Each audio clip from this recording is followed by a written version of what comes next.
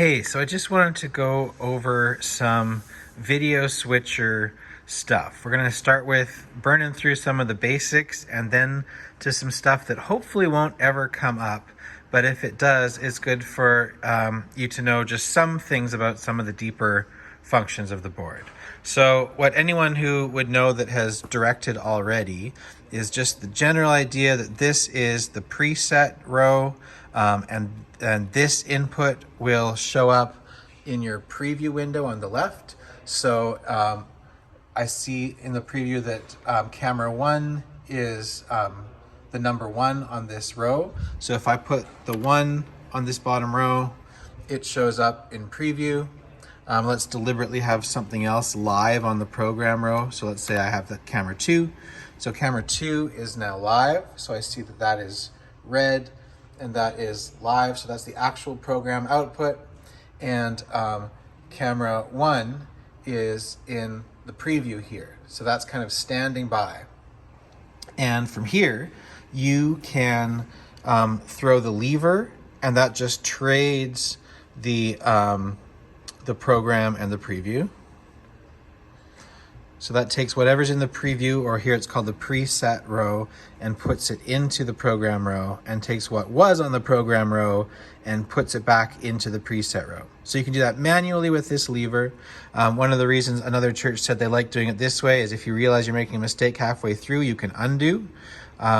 Whereas the 2 buttons that we use instead of this kind of commit you to the change. And those 2 buttons are this cut, which does a hard cut, switching them, and this auto transition, which is whatever transition has been set. Right now it's set to be a dissolve, which is the thing we pretty much always use. And the timing of that dissolve has been set in a menu as well. So if I hit that auto trans button, it's a reasonably slow dissolve. And that time can be adjusted in menus, but we don't as a rule now. If I did something crazy like a wipe instead, we would see that we're getting wipe effects instead of the dissolve that we're normally set to. So this is the type of transition, and then this auto trans triggers that transition. So by default, we have cameras 1 and 2, which are the 2 cameras with people on them. This is the one at the sound booth. This is the side camera with an operator. Used to be on a riser in the middle of the room. Now it's at the back of the room. And this is the robo camera in the center. And this is the robo camera on the side.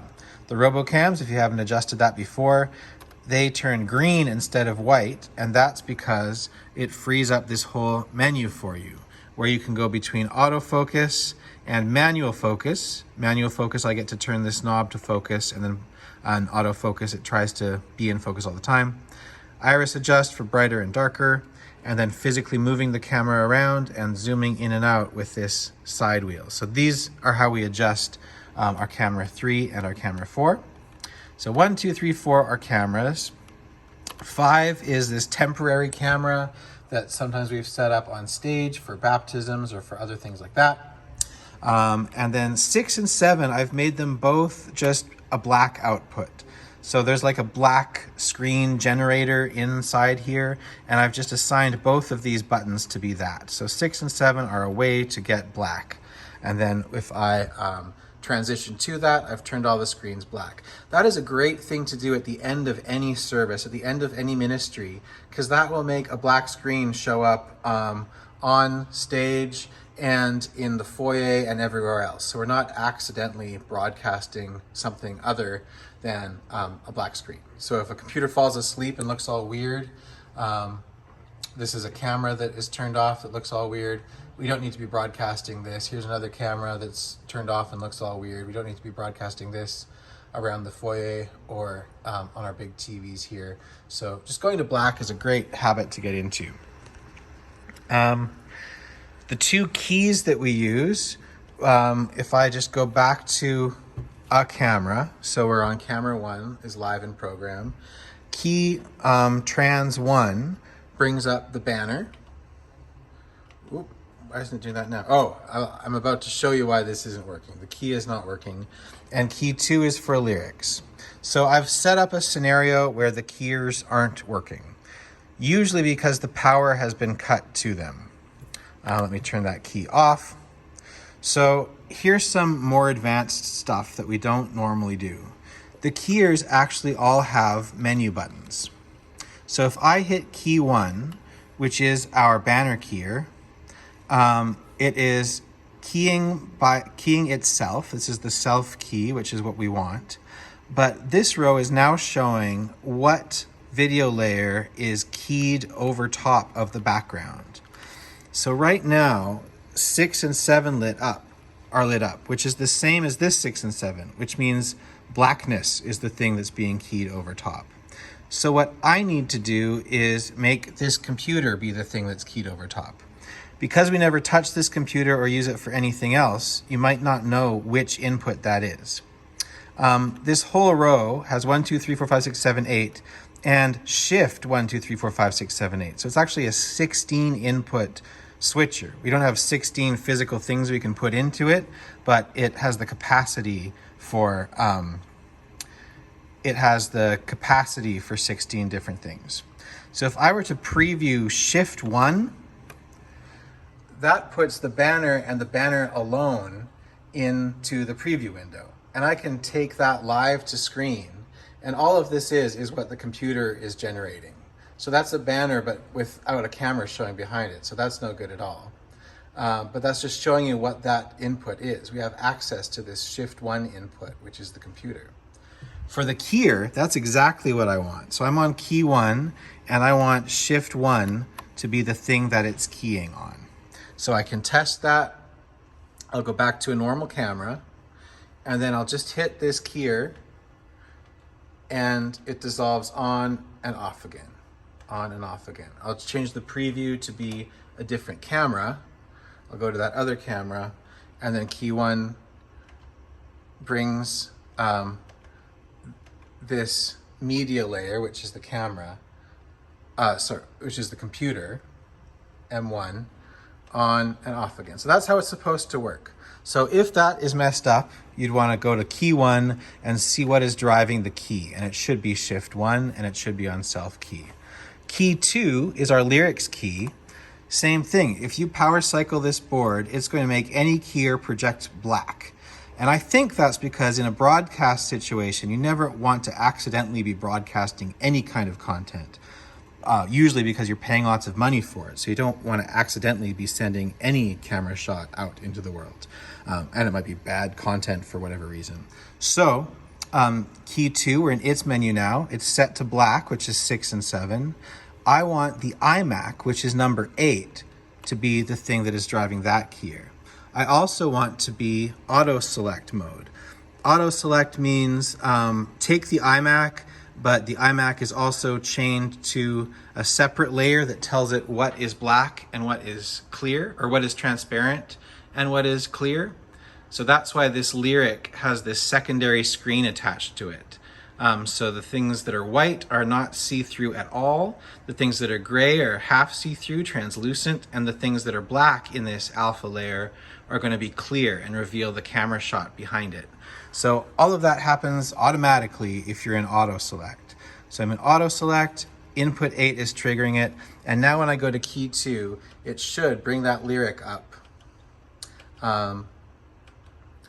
with the shaded banner over top of the lyric.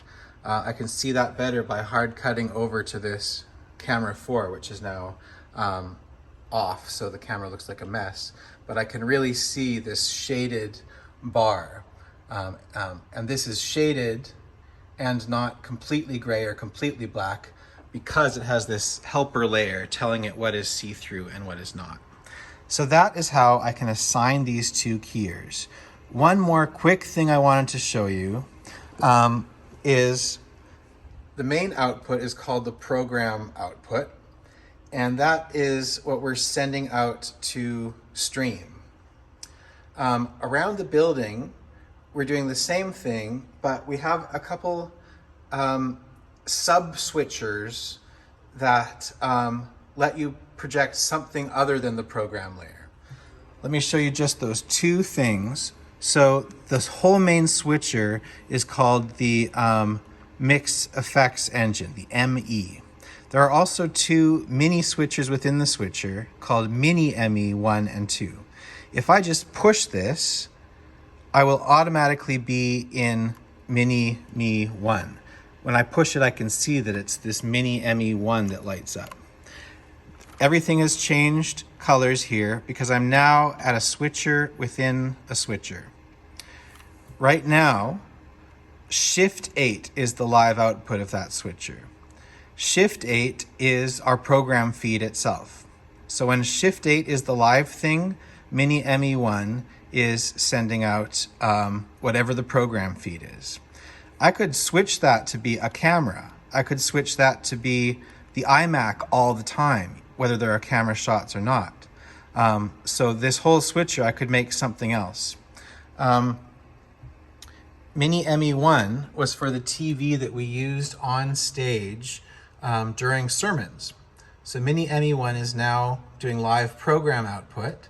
When I throw the switcher and make it black instead, so now black is the program layer, that TV would be projecting black. So the TV that sits on the small stage while the person's preaching. So now I'm going between program and black on that stage TV, but the program feed itself is not changing.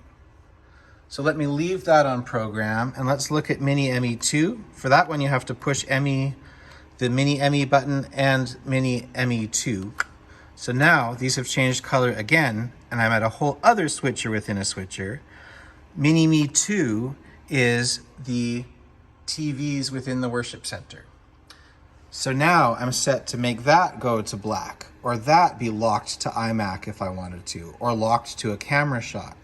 So now I can make the TVs in the room go to black, even though our live stream and the other TVs within the building would be staying on this program output. So that could become handy for some kind of events where I want the TVs in the room to be locked to the iMac output for videos and slides and whatever, but I want camera shots existing only outside of the room. So that's the Mini ME2, the switcher within the switcher. So I'm going to leave that back on Shift 8, which is program. So I can see that my program is live on the TV within the room. My stage TV, Mini ME1, is the program feed and program itself. So now everything switches together. When I go back to ME, which is my main switcher, so now I'm back home and I can turn the key off, I can turn the banner key on, I can switch inputs, and everything will change on Mini ME1 and Mini ME2 over there. So that's how the two mini Me's are set, and the main ME, and how we assign different keys, different sources to the different keys. Keys 1, 2, 3, 4. Key 1 is our banners from this computer. Key 2 is our lyrics key that is overlaying the iMac on top of whatever camera is showing. 3 and 4 we're not using right now, but we've used them for things like picture-in-picture before, or for a child call thing, to call children, parents of children through their special code. And I was looking at a way to use one of these to only appear in the room.